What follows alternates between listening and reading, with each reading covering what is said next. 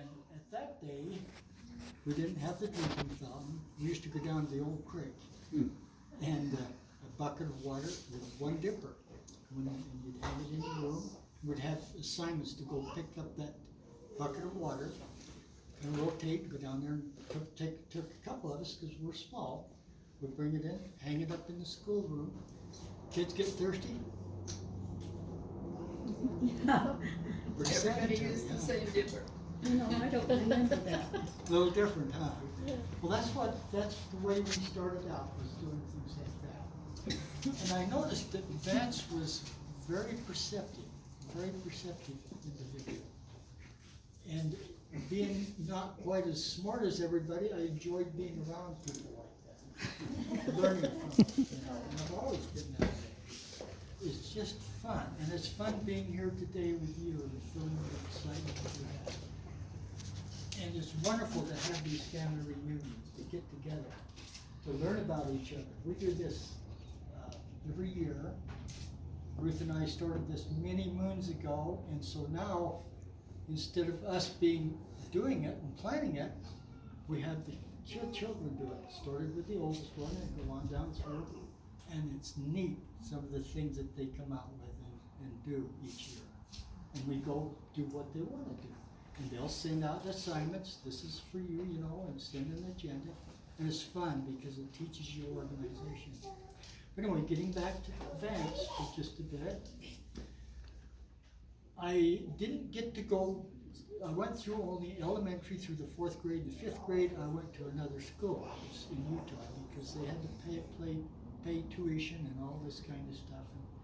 So we'd have to go 25 miles to school, and so I missed all of those grade schools with Vance. But in the summer, we'd get together and visit. And on the ranch, I don't know who came up with the idea down on the creek there, but you'd go down and you'd walk up on this fence that was quite high off the ground, probably like this. You crawl by and there was a tree branch that hung out over the river. We call it the river, because it'd get deep in certain places, Henry's Fork. And it would hang out over there, and I don't remember if it had the stick through the bottom or not, or if you just hung on this way. But you climb up there and you go out over that river. And that was exciting. So I like to go down and visit with them and do that. But I thought, what a neat idea to be able to do that. But he was always coming up with something very, very intelligent to do. One thing, we had his own airplane. He's very young when he bought his airplane. It was 180. Cessna 180. And I flew with him quite a bit, and it was exciting. And I was thinking at one time to even be a pilot, but things didn't turn out that way. But he taught me one thing. He had the one to where you had to get outside to scud up, do this, and he taught me an interesting thing. He says, whenever you move that propeller, he says you throw your leg forward, down, and then you throw it back, and it'll take you out away from that propeller. I thought, yeah, that's good thinking. And I suppose some people, because he said it'll chop your head off, and they do pretty good. But he was a very good pilot. Seriously, he was a good pilot. Because he said the thing I liked about flying an airplane is he said I could go down over these fences and not have to open the gate.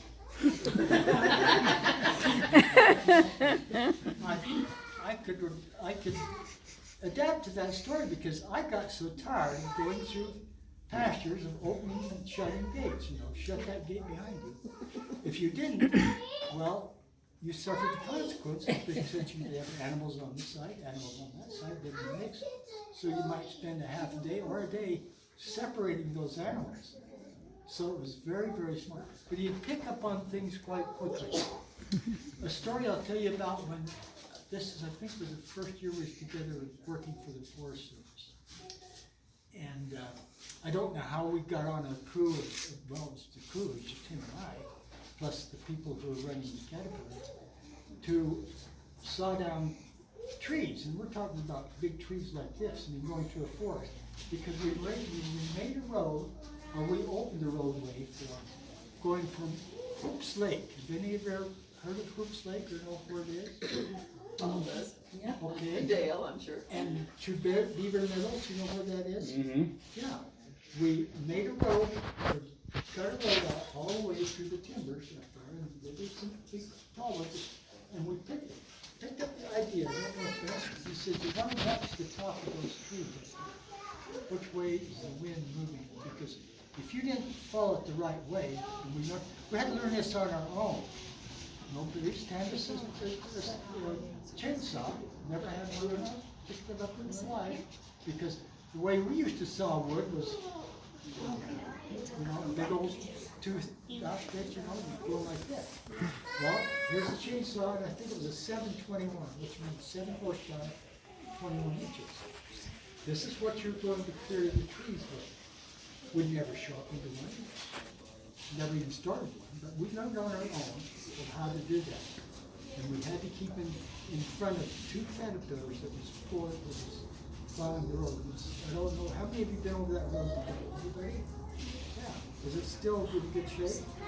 It was terrible shape 8-10 years ago, but really rough. But yeah, they just been in there and done a whole lot of work. It's a pretty good road now. Good. Because it's been probably 20, 30 years since I've been over there. Yeah. And the creek, you used to have to wait. Do they have a bridge over that now?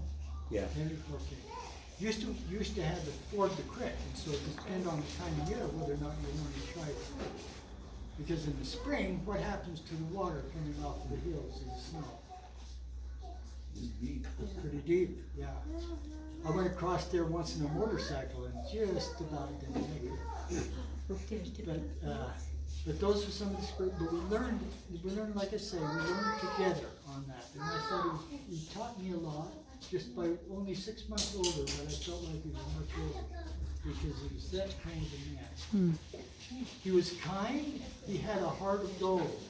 And I remember one time we went to scout camp, and his dad trusted him enough. This probably maybe he got his license 16 years ago. We took his 1950 pickup. Remember that? Barely. What kind was it? What's that? What was the pickup? What kind? It's a Chevy. Chevrolet, 1950. And so, and I in those days we carried weapons in the back of the windows, okay? The truck does that. But, and I took my 22, I just got a rifle, I was 15, just got a rifle. My brothers brought it for me. Our dad was so very careful, on those weapons. And I'm surprised I got taken. I took it to scout camp. And it had a little extra, I think the barrel on it was about like 6 inches longer than most of them, because Dale, he was an expert shot, and he won that. You remember that? Won a trophy with that rifle shooting up there. Anyway, he shot and won. I don't even remember what the thing was. Probably a scout-made trophy. You know what those are like. But it was quite an honor for him to be able to do that. But I remember one time, there was 3 of us in the cabin, I don't remember, but they had deals like this. And if you ever know that, Here's like coming to over this way. have those joyrides, how you get that feeling inside. Yeah. Well, he thought he could scare me. I just kind of left it, but we forgot. We stopped and picked up two California boys who were up there. And they had gotten in the back of the pickup. Oh, no. And we'd forgotten about this. And so, and so we got to the gate to open it. We didn't have to ask the boys to open. They climbed up, opened up the gate. We're staying. We're done. But I thought that was, very interesting. That was Vance. He was a wonderful young man. No fear. Somebody decided, I suppose, if they wanted him, out of here. You guys is a loss. It's hard when you lose someone that close to you. I remember I had just gotten back from Australia, and this was the year that we'd had a flood. The flood came down off the Ashley washed out completely. Have any of you been up Spirit Lake Road? Okay, that was above the ranch where we did. It completely washed out the bridges, washed out that whole area there. And it flooded a lot of the property down on Henry's Fork, didn't it? Yeah. Number 65. Was that 65? Yeah, Yeah. that was when I just barely got home. And then I remember, I think that was the year of he was killed. Yes. Yes. Yeah, the flood happened like a day or two after he was killed, because Yeah, we had to walk up from our house up to Aunt Mary and Uncle Eli's to be able to go to his funeral. We couldn't drive, we had to walk over the hills to get there. to, yeah, and I don't remember, maybe we took their car or something, I don't know, but we had to walk. Bonnie, the flood happened a day or two after he died or before the funeral? Before the. Well, before, yeah, a day or two before the funeral, yes, Yeah. yes. And I remember, I had sold my car when I went to Australia, so I had no way to get to the funeral. Oh, And I yeah. found out about it, and so I went down with Dwayne's family. Happened to be able to stand it. Oh, yeah. But when we lose people like that, it's hard on us. It's really, really hard. But we go on, don't we?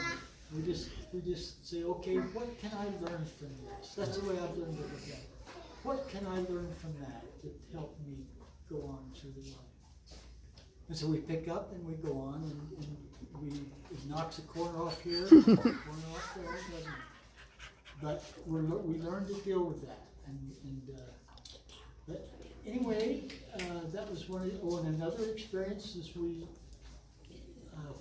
he moved up with Pat. This is where I first met him. The year before, it was the year before he was going to the University of Wyoming, and he was into electrical, or not electrical, but aeronautical engineering.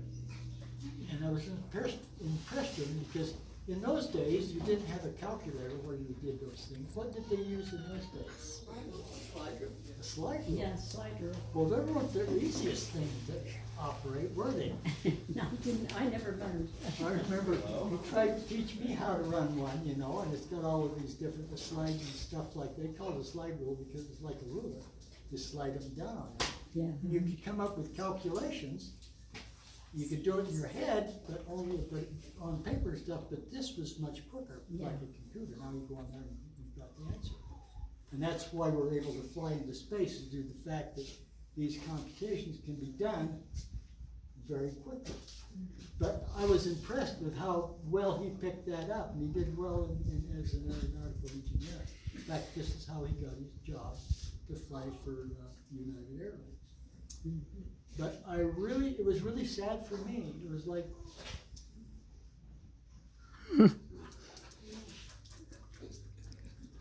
losing a friend.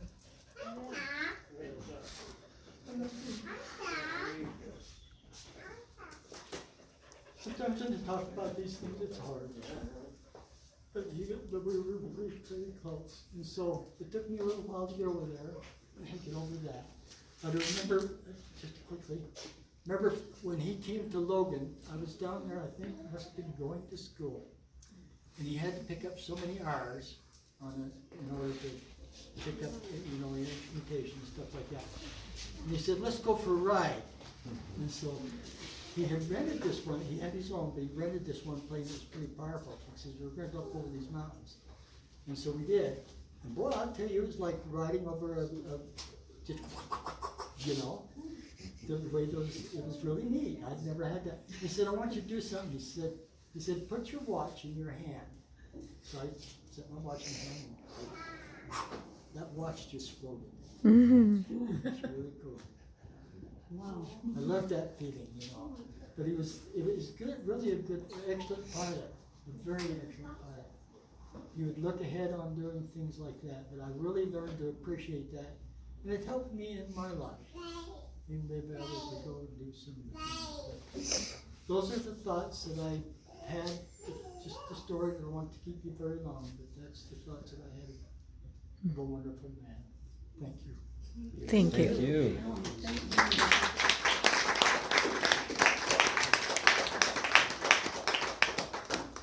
Thank I you really very much. appreciate that.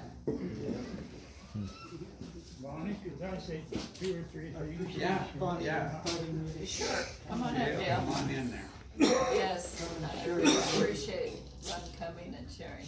Yes, thank you so much. I think, a lot of times I think about Vance was,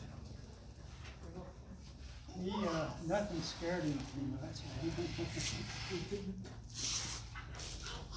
But, we went on a trip on a little motorcycle, I think it was Harley Davidson, 125, I think it was, up to Montana to see the Briggses, John Briggs's family and Dylan, or Dale, Dale, on that bike.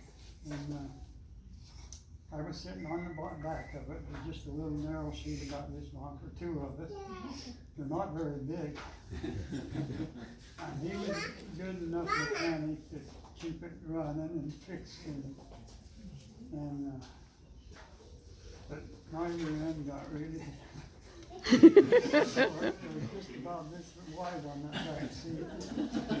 But, Gosh. I guess that was a real experience for me, but one thing, we came to this town and we asked them little directions about getting over to Dell.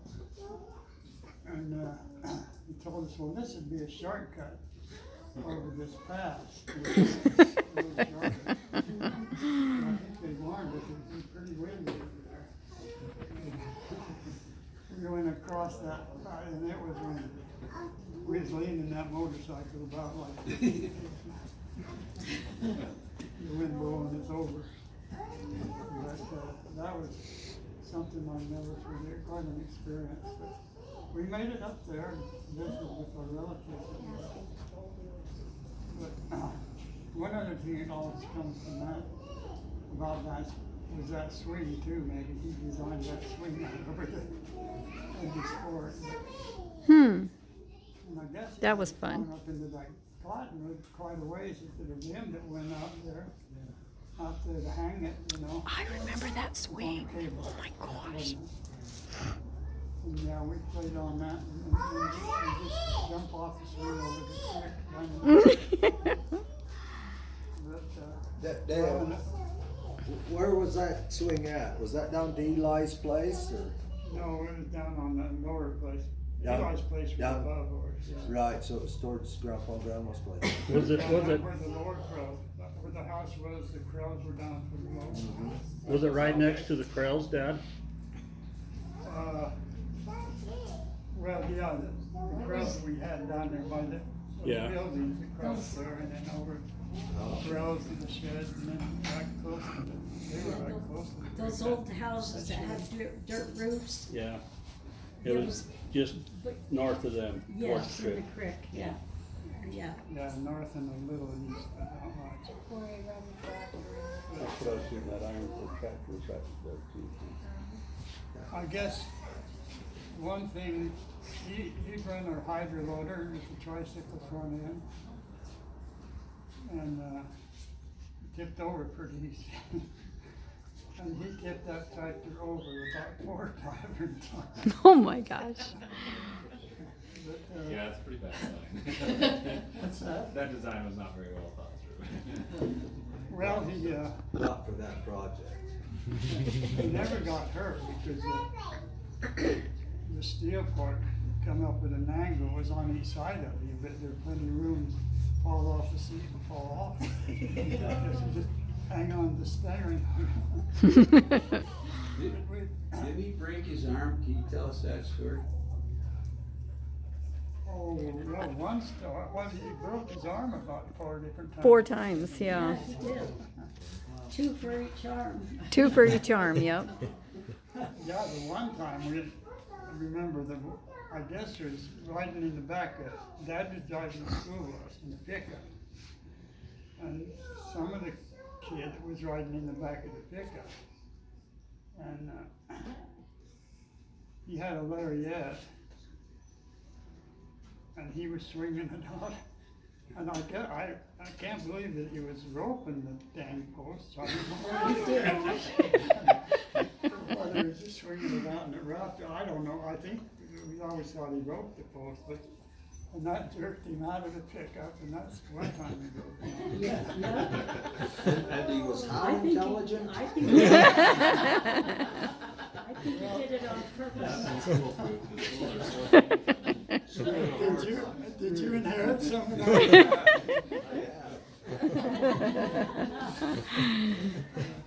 Also, Dale, I remember you told me a story of you roping a deer, wasn't it? I wanna hear that story. Oh, yeah. No, not the story I heard. That was old enough, I should have known, but, well, I didn't get any big trouble, but, yeah, I was working, right out of high school, I was working for the Forest Service. Down here on the lake, you know, after the dam was built, and, oh, that reminds me about something else. I used to work on the dam right after high school, on a rope behind the dam, hooking up the cooling coil. You worked on the rope, you had that knot, you'd slip up and down on that special knot, I didn't dare try it. Yeah. But you'd slip it up, and then you take the weight off of it, the blind and then you slip it down. You know, working up on it like that. That can lead to another story. But, You were roping a deer. Yeah. yeah,